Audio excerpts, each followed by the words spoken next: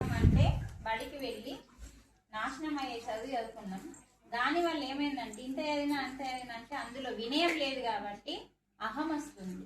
అందుకని సాక్షాత్తు యోగి వేమన చెప్పింది ఏంటంటే, చదువులు చదువుకుంటున్నారు, సంసారంలో చిక్కుకుంటున్నారు, దానివల్ల చచ్చిపోతున్నారు అంటున్నాడు. అందుకని అటువంటి చదువుడు దేనికి, దాన్ని సన్యసించమంటున్నాడు. ఏ చదువుకి? నాశనం అయ్యే చదువుకి సన్యాసం ఇవ్వండి అంటే చదువుకోకండి. కానీ చావు పుట్టుకలు లేని చదువు చదువురో అంటున్నాడు. అంటే బ్రహ్మ విద్య అంటే పరమాత్మ గురించి, జీవుడి గురించి, దేవుడి గురించి తెలుసుకునేదే బ్రహ్మ విద్య. అది నాశనం కాదు. ఎంత మనం చదువుకుంటామో ఇది అంత మనం ఎదుగుతామన్నమాట. ఆ ఎదగడం వల్ల ఏమైతుంది? జ్ఞానం వికసిస్తుంది. జ్ఞానం వికసించినప్పుడు ఏమైతుంది? మనకు ఒక కష్టం వచ్చినప్పుడు ఈ జ్ఞానం మనల్ని రక్షిస్తుంది. అంటే ఏం చేయాలా, ఎట్లా చేయాలా? తొందరగా డీలా పడు, తొందరగా అప్సెట్ గా, సమస్య వచ్చింది కదా తట్టుకునే శక్తి వస్తుంది జ్ఞానం వల్ల. అంటే అందుకని ఎదుకోమన్నాడు. అందుకని మనిషికి ఏది వచ్చినా తట్టుకోవడానికి కారణం లేకపోవడం వల్ల ఏమవుతున్నామంటే చస్తున్నాం కదా చిక్కుకొని. అందుకే అంత స్పష్టంగా చెప్పి మరి ఈ శ్లోకం ఈ పద్యం ఎవరికన్నా అర్థమైందా? అర్థమైతే పట్టుకుంటుండే కదా. అర్థం కాలే. అర్థం కావాలంటే వివరించాలి. వివరించాక మనం పద్యాలు చదువుతాం, శ్లోకాలు చదువుతాం, భగవద్గీత శ్లోకాలు వస్తే సరిపోదు. భగవద్గీత శ్లోకము ఏం చెప్తుంది, ఏం చేయమంటుంది? ఇప్పుడు ఇది ఏం చేయమంటుండు? చదువులు చదవనేలా, చదువులు చదవకండి. ఏం చేయమంటుండు? సన్యాసించమంటుండు. సన్యాసం అంటే పెళ్ళంని మొగని నిలిచిపెట్టమంటలేడు. చదువుకి సన్యాసం, చదువుకోకుండి అంటున్నాడు. ఏ చదువు చదవకంటుండు? నాశనమయ్యే చదువు చదవకు. మళ్ళీ ఏమంటుండు? శన్యతంబుల నేల. ఏం చేస్తున్నాం? సంసారంలో చిక్కుకుంటున్నాము. దేనివల్ల?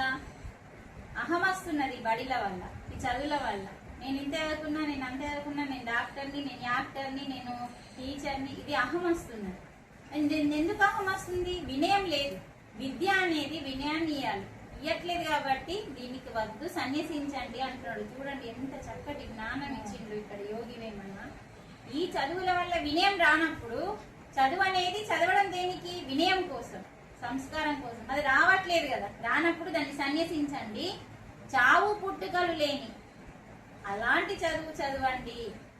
మరి అలాంటి చదువు చదవాలంటే ఆ చదువు ఎక్కడ దొరుకుతుంది? నీ అంతరంగంలో దొరుకుతుంది. నీ అంతరంగంలో వెళ్ళాలి అంటే దానికి మార్గం భగవద్గీత. భగవద్గీత ఫస్ట్. భగవద్గీత మనకి ఏం చెప్తుంది? యోగం చేయమంటుంది. జీవుడు దేవుడితో కలవాలి అని చెప్తుంది. జీవుడు ఎక్కడున్నాడో దేవుడు ఎక్కడున్నాడో ఫస్ట్ తెలుసుకోవాలన్న. అందుకనే జీవుడు ఎక్కడున్నాడు? నీది నాది అనే దాంట్లో చిక్కుకున్నాడు. అంతేనా? ఫస్ట్ జీవుడు కాదు, ఫస్ట్ అంశాత్మ, పైనుంచి వచ్చిన పరమాత్మ నుంచి. ఈ రోజు మీ ఇంట్లో కుక్క ఉందా అంటే దానికి ఏం పిల్లలు పుడతాయి? కుక్కనే. నువ్వు మనిషివి, నీకేం పుట్టిండు? మనిషి పుట్టిండు. నువ్వేం నుంచి వచ్చినావు? నేను పరమాత్మ బిడ్డని. అంటే పరమాత్మలమే మనం కూడా. కానీ మనలో దాగి ఉంది పరమాత్మ తత్వం, కానీ మనం లోపలికి వెళ్ళట్లేదు. కాబట్టి మనం దేవుడు వేరనుకుంటున్నాం, మనం వేరనుకుంటున్నాం. నీది నాది మనది అని, నీది నాదని ఎప్పుడైతే ఆగిపోతావో అది జీవుడు.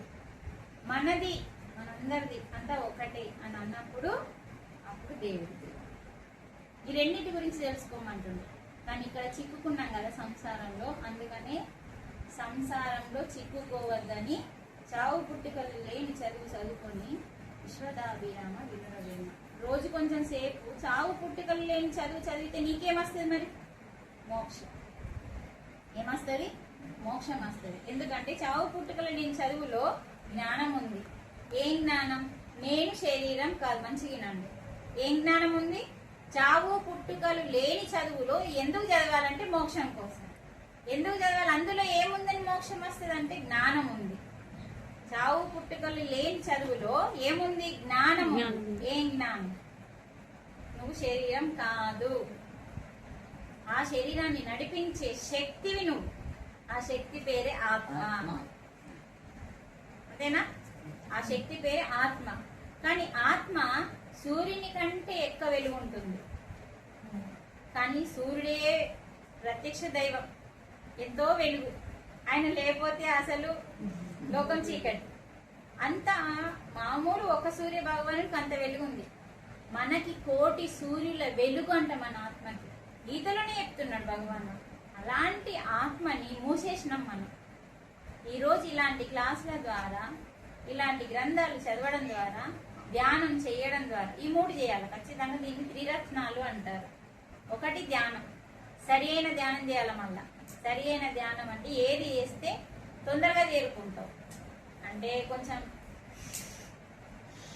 ఇది చేస్తాం కదా, అంటే కొంచెం శ్వాసను ఆపేయద్దు, సహజంగా వస్తుంది. పరమాత్మ ఇచ్చినప్పటి నుంచి సచ్చేదాకా దానికి అది జరుగుతుంది. నన్ను ఏం చేయొద్దు, పరమాత్మ ఇచ్చిన దాన్ని ఏం చేయొద్దు, అలా చూడాల. అలా చూస్తే ఏమైతుందంటే దానికి ఒక శక్తి ఉంటుంది, ఆ శక్తి మన వశం అవుతుంది. మీకు అర్థమైంది పాయింట్? మనం ప్రాక్టికల్ చేస్తాం. ఇప్పుడు మనం ఏదైనా వంకత్తాం అనుకో, మంచిగా ఉంటుంది, అది సింపుల్ గా అందంగా కనిపిస్తుంది. దానికి మనం ఓవర్ చేసి దానికి ఏదేదో దిద్దుతాం చూడు, అది బిత్తిరాలాగా అయిపోతుంది. అవునా కదా? మనం సింపుల్ గా వనకొచ్చినప్పుడు అందంగా కనిపిస్తుంది. అంటే మనం సింపుల్ గా తయారైన రోజు సింపుల్ గా గమ్మత్ అనిపిస్తుంది, ఫ్రెష్ అనిపిస్తుంది, మన మైండ్ మనకు మంచిగా అనిపిస్తుంది. ఇక ఓవర్ చీర కట్టి ఓవర్ నగలేసరికి చిరాకు అనిపిస్తుంది. అలాగే మన లోపల కూడా పరమాత్మ శ్వాస సహజంగా పెట్టింది, దానికదే వస్తుంది, దానికదే పోతుంది. అలా జరుగుతున్న శ్వాస పైన మీ ధ్యాస పెడితే దాంట్లో ఉన్న శక్తి మీ వశమవుతుంది అన్నాడు. అది శ్లోకంలో చెప్తున్నారు. చూడండి, ఇంత స్పష్టత మనకు తెలుస్తలేదు.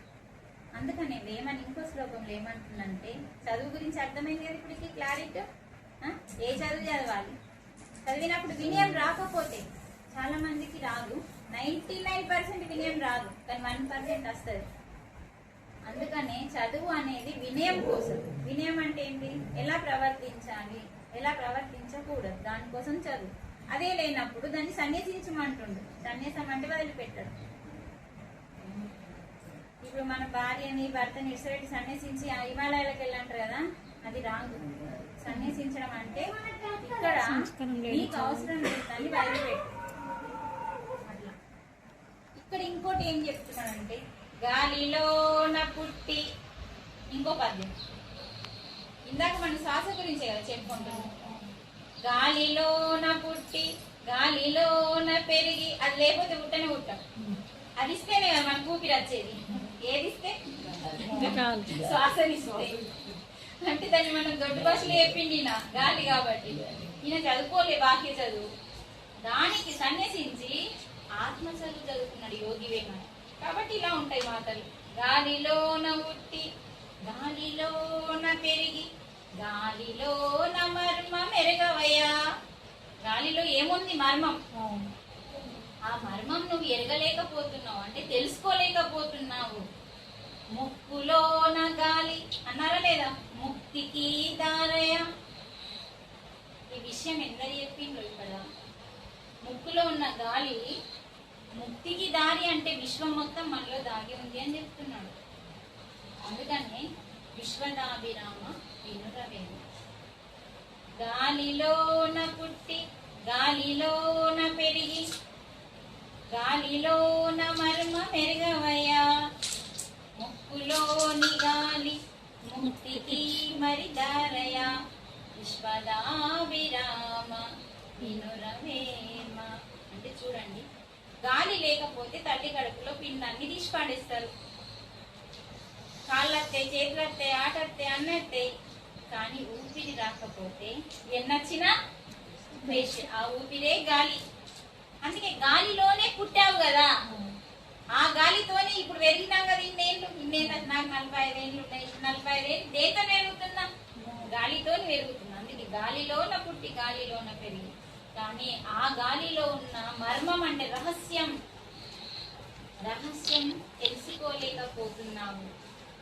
మరి నీ ముక్కులో ఉన్న గాలి, మరి గాలి ఎక్కడుంది? ముక్కులో ఉంది.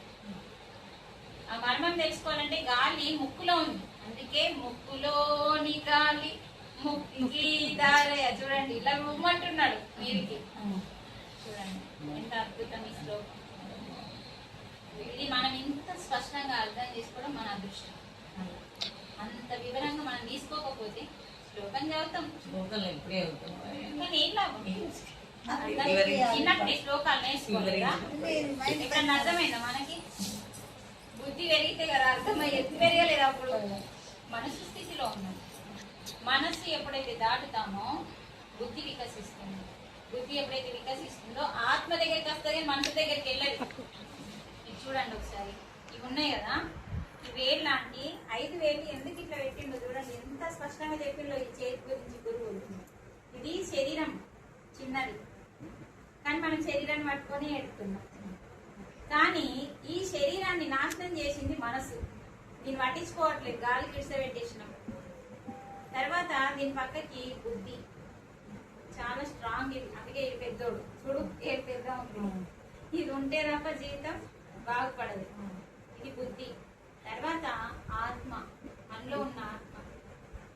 ఈ 4ంటిని సృష్టించింది పరమాత్మ ఈయన పక్కకున్నాడు చూడు మనలో గలలే అంటే చూడండి ఇవన్నీ ఒక దిక్కు ఉన్నాయి వేళ్ళు ఇది ఒకటి ఉంది ఇటు ఈ పరమాత్మ మనలోనే లేకపోతే ఈ 4 పనిచేయదు ఈ పరమాత్మ ఆత్మ రూపంలో మనలో ఉన్నాడు వీడు అంటే చూడండి ఇది పక్కకెందుకు ఉంది ఇది వేలు నాకు లేదనుకోండి నాకు ఈ వేలు లేదు నేను బుక్ పడతానా పట్టగలుగుతానా పైకి పట్టలేను పని చేయలేను అంటే తొంటి చేతిలాగా అయిపోతుంది ఇది ఎంత ఇంపార్టెంట్ చూడండి ఇందులో ఏది లేకపోయినా పర్వాలేదు కొంచెం పట్టుకో దీంతో ఓకే చేసుకోవచ్చు ఇది ఒక పరమాత్మ మనలో ఉండి ఆత్మ రూపంలో మనలో ఉండి బుద్ధిని మనస్సుని శరీరాన్ని ఏకం చేస్తున్నాడు అందుకని శరీరము మనసు ఆత్మ 3 కలిస్తే మానవుడు శరీరము మనసు ఆత్మ కలిస్తే మానవుడు కానీ మానవుడు ఏం చేస్తుందంటే కేవలం శరీరాన్ని పట్టించుకుంటుంది శరీరాన్ని నాశనం చేసే మనసుని పట్టించుకోవట్లేదు అది నాశనం చేస్తుంది మనల్ని ఎందుకంటే దాన్ని పట్టించుకోలేదు ఇప్పుడు నీ పోరాన్ని పట్టించుకోకపోతే గాలి ఎగరా లేదా సింపుల్ మరి పట్టించుకుంటే నెమ్మదిగా కుకుండా పెట్టి చక్కగా అర్థమయ్యేలా వివరిస్తే గాలిలోన పుట్టినాం గాలిలోన పెరిగినాం కానీ గాలిలో మర్మం ఏముందో తెలుసుకుంటాం ఇప్పుడు రహస్యం ఇది తెలుసుకుంటే చాలా ఇంపార్టెంట్ ఇప్పుడు రోజు ధ్యానం చేయమంటాం తిరుగుతాం కానీ గాలిలో ఏముందో గీతలు చెప్పిండు గీతలో ఏం చెప్పిండంటే మనకి ప్రాణం సమకృత్వ నాసాభ్యంతర చారణం భగవద్గీతలో కొన్ని శ్లోకాలు పరమాత్మ దయ వల్ల కొన్ని నచ్చినాయి నోటికి అంటే ఇంటికాడ అవకాశం కొంచెమే ఉంటుందమ్మా ఆ మాత్రంలో నేను భగవద్గీతను పట్టుకుని ఒకదాంట్లో ఉత్తర గీత భగవద్గీత అష్టవక్ర గీత గర్భగీత అన్ని గీతలు ఉన్నాయి మా ఇంట్లో అవన్నీ వరుసకొని కూర్చుంటా అంటే సమయం ఉన్నదాన్ని బట్టి నేర్చుకుంటున్నా తర్వాత ఇక్కడ మనకి ఏం చెప్తున్నానంటే ప్రాణం మన లోపల 2 శ్వాసలు ఉన్నాయి ప్రాణం ఉంది అపానం ఉంది ఉచ్ఛ్వాస ఉంది నిశ్వాస ఉంది 2 తీసుకుంటాం ఒకటి తీసుకుంటున్నాం ఒకటి వదిలిపెడుతున్నాం కదా ఏం చేయమంటుండు కృష్ణ భగవానుడు అంటే భగవానుడు ఏం చేయమంటుండు ఇక్కడ దీన్ని రెండింటిని సమానం చేయమంటుండు ఇలా గమనించుకోవాలా ఇప్పుడు ఈ శ్లోకం మీకు చెప్పిండు కదా వెంటనే నేర్చుకోవాలా మాకు సోహం అంటే ఇక్కడ ఏంటి అంతే సోహం అనేసరికి ఇంకా వేరే సబ్జెక్ట్ లోకి వెళ్ళినట్టు అనిపిస్తుంది ఇప్పుడే మీరు నేర్చుకుంటుంది కదా బేసిక్ చెప్పాలా అది డీప్ అవుతుంది అందుకని చెప్పండి ఇక్కడ మనం చెక్ చేసుకుంటే ఒక రంధ్రం నుంచి ఎక్కువ వేడి వస్తుంది గాలి ఇంకో రంధ్రం నుంచి తక్కువ అంటే ఒక రంధ్రం నుంచి 70 ఒక రంధ్రం నుంచి 30 ఒక రంధ్రం నుంచి 60 ఒక రంధ్రం నుంచి 40 ఇలా ఎంతసేపు ఉంటుంది 90 మినిట్స్ అర్థమైందా మళ్ళీ ఏమవుతుంది చేంజ్ అవుతుంది రివర్స్ అవుతుంది అలా ఉన్నప్పుడు ఏమైతే అంటే మనసు స్థితిలో ఉంటాం బాగా వినండి అలా ఉన్నప్పుడు మనసు స్థితిలో ఏం చేయమంటుండు మరి ప్రాణవు సమౌకృత్వ నాసాభ్యాంతర అంటే నాసికలో ఉన్న నాసిక అంటే ముక్కు నాసాభ్యాంతర చారినవు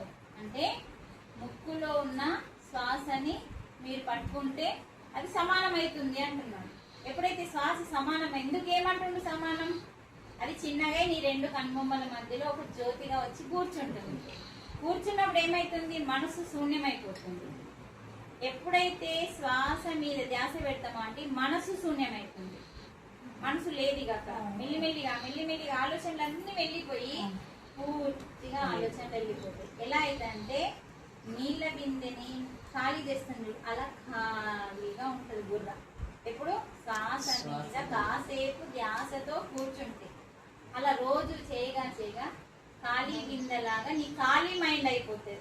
అప్పుడు ఏమైతుంది అంటే ఇక్కడ శ్వాస కూర్చుంటది, ఇది ఆగిపోతుంది, మనసు ఆగిపోతుంది, శ్వాస ఆగదు, నిలిచిపోతుంది. ఆగిపోతే చచ్చిపోతాం, నిలిచిపోతుంది. అంటే ఇక్కడ కూర్చుండి ఒక జ్యోతి వెలుగుతుంది.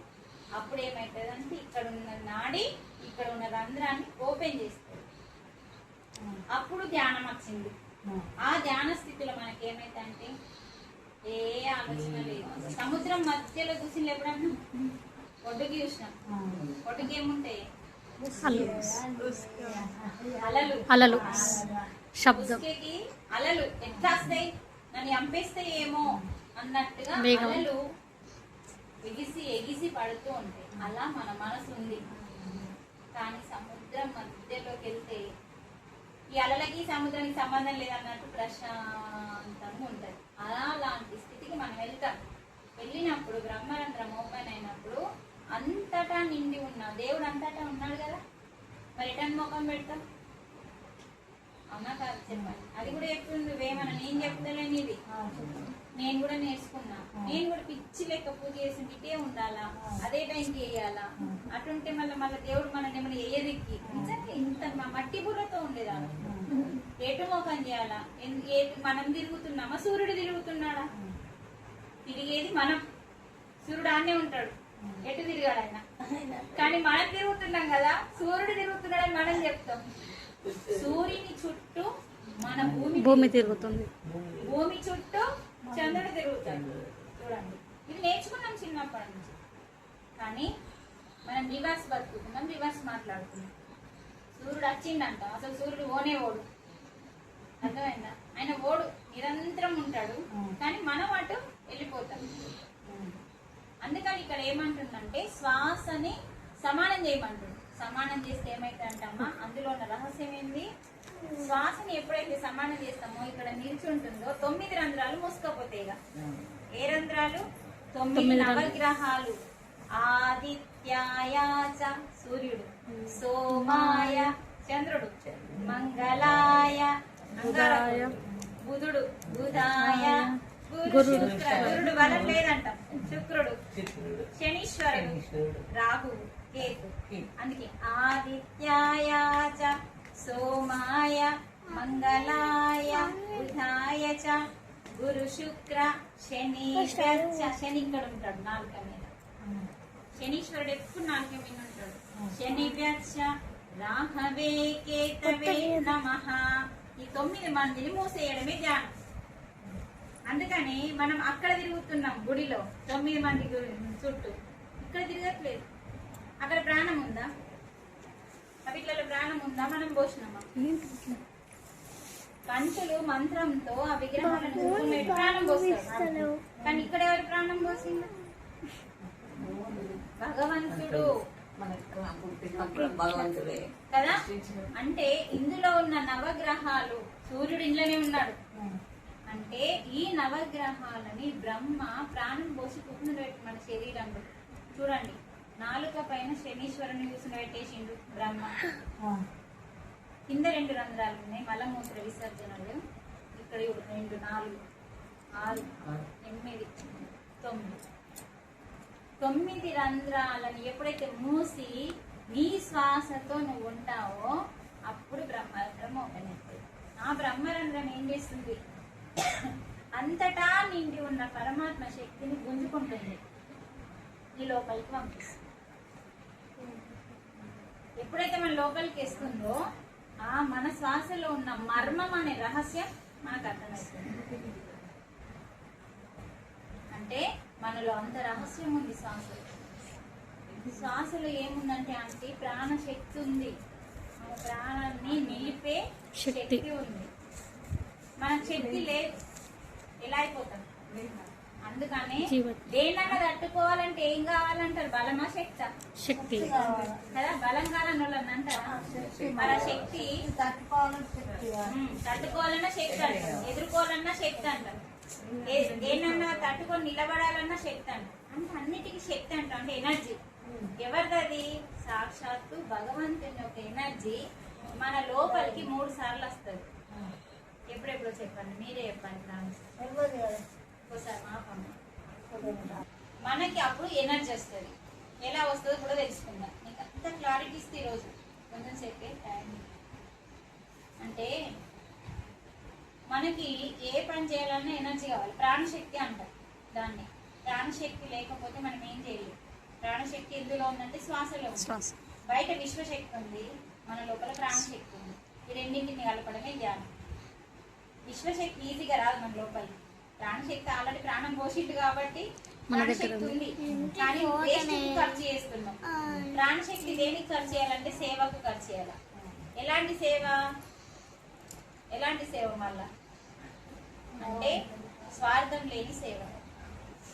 స్వార్థం లేని సేవ అంటే ఏమి ఆశించకుండా చెయ్యాలా? ఎక్కడ చేసినావు అక్కడనే మర్చిపోయే సేవ చేస్తే నీ శక్తిని నువ్వు దానికి ఉపయోగిస్తే నీకు 3 శక్తి నీ లోపలికి వస్తుంది అమ్మా. అప్పుడే వచ్చేస్తుంది. ఎక్కడైతే చెప్పినావో అక్కడనే మర్చిపోతే నీకు 3 వస్తుంది. తర్వాత ఆ ప్రాణశక్తి ఏదైతే ఉందో అంటే మనం వృధా చేసుకుంటున్నాం మాటల ద్వారా, ఆలోచనల ద్వారా. ఆ ప్రాణశక్తి మనలో ఉంది కాబట్టి శ్వాసలోని మర్మం తెలుసుకో, రహస్యం తెలుసుకో. ఏముంది అంటే ప్రాణశక్తి ఉంది, కానీ ఈ ప్రాణశక్తి తక్కువ ఉంది. విశ్వశక్తిని యాడ్ చేయాలి మనం. అంటే పరమాత్మకి విగ్రహం అద్దము ఏమంటాము, ఇక్కడ అమ్మ ఉంది, ఇక్కడ అమ్మ ఉందమ్మ, ఇక్కడ అద్దం ఉంది. ఈ అమ్మ ఇంట్లో కూడా కనబడుతుంది. ఈ అమ్మకి బొట్టు పెడుతున్నాం, పసుపు పెడుతున్నాం, దండ ఎత్తున్నాం, ఆరపిస్తున్నాం, ప్రసాదం పెడుతున్నాం. ఇక్కడ ఉన్న అమ్మకి ఏం పెట్టట్లేదు. ఇప్పుడు ఇదే జరుగుతుంది మనం చేసే.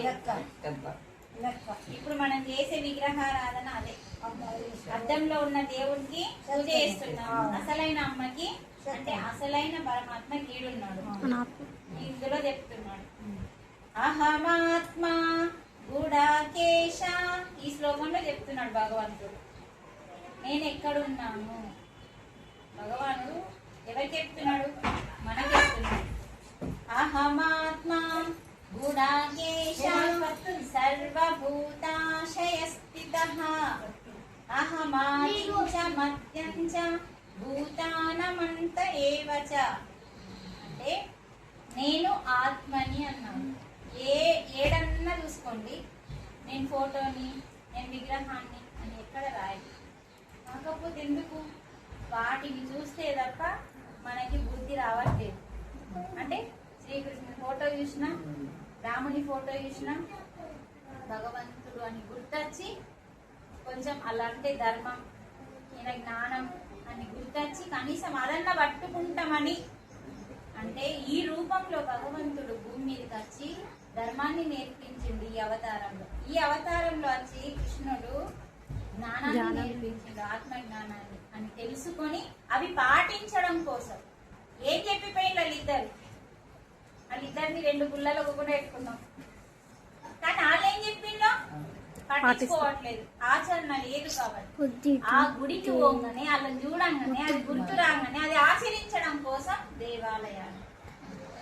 కానీ అక్కడ మనం వాళ్ళకి అన్ని చేస్తున్నాం, మనమేం తెచ్చుకోవట్లేదు. మనం తెచ్చుకోవాలంటే అది చెప్పింది చేస్తే తప్పకుండా వస్తుంది. ఇక్కడ అమ్మ ఈడ పెట్టాలి, ఆడ కాదు. ఈడున్న ప్రాణం ఉన్న అమ్మతో పెట్టాలి, కానీ ప్రాణం లేని ఏ అద్దంలో కనిపించే బొమ్మకు పెడుతున్నాం. ఇప్పుడు గుడిలో చేసేది మనమని ఆ గుడికి వెళ్ళి ఏం చేయమన్నారు? శ్రీరాముని చూడాలని నమస్కారం చేసి ధర్మాన్ని మనసును కూడా నెమ్మదిగా అదుపులో పెట్టాలి. దేనిపైన? శ్వాస పైన మనసును గుర్తుపెట్టి మెల్లిమెల్లిగా మన వశం చేసుకుంటే మెల్లిమెల్లిగా రోజు చేస్తే, రోజు కొంచెం పిల్లలకి చెప్తాం కదా, రోజు కొంచెం చెప్పాలి. ఒకటే రోజు అని బుర్ర తిన్నాం అనుకో రేపటి నీ దగ్గరికి కూడా రాదు. అందుకని రోజు కొంచెమే ధ్యానం. నీ వయసు ఎంత ఉంది అంతే ధ్యానం. గంటలు మిమ్మల్ని కూర్చోమని మేము కూర్చుంటాం, మాకు అయిపోయింది ఇక. కాబట్టి వయసు ఎంత ఉందో అంతసేపు మనసు ముందుకు రావడానికి ఫస్ట్ ఒక దారి.